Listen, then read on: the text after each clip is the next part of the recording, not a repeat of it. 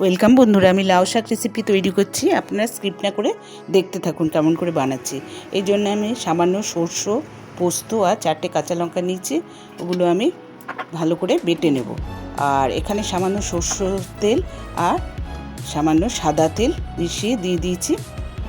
আর এর মধ্যে আমি 5 ফোড়ন দিয়ে লম্বা লম্বা কেটে রাখা আলু আর কচু দিয়ে দিয়েছি। আর তার মধ্যে 5 পিস বড়িও দিয়ে দিয়েছি। বড়িগুলো আমি লাল করে ভেজে তুলব, আলু আর কচুটাও লাল করে ভাজবো। আর এর মধ্যে আমি সামান্য লবণ দিয়ে দিয়েছি আলু কচু ভাজার জন্য। এবার এগুলো সব ভাজছি।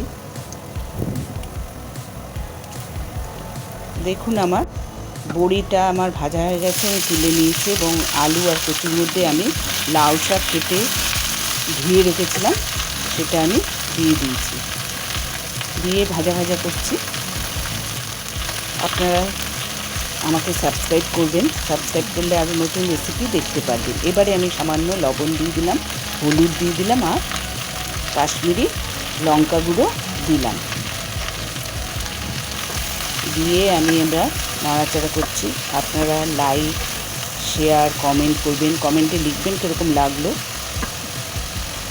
আর অবশ্যই বন্ধুদের কাছে শেয়ার করবেন। এবার সামান্য চিনি দিয়ে দিলাম, দিয়ে এটা আমি ভাজা ভাজা করে তৈরি করছি। এবার 3 মিনিটের জন্য ঢেকে দিয়েছিলাম। এবার ঢাকনাটা খুলে আমি ওর মধ্যে সর্ষে, পোস্ত, কাঁচা লঙ্কা বাটা দিয়ে দিয়েছি আর বাটির মধ্যে একটু জল নিয়ে ওটাও কড়াইয়ে দিয়ে দিয়েছি। দিয়ে আমি ভালো করে সব কিছু মিশিয়ে দিচ্ছি।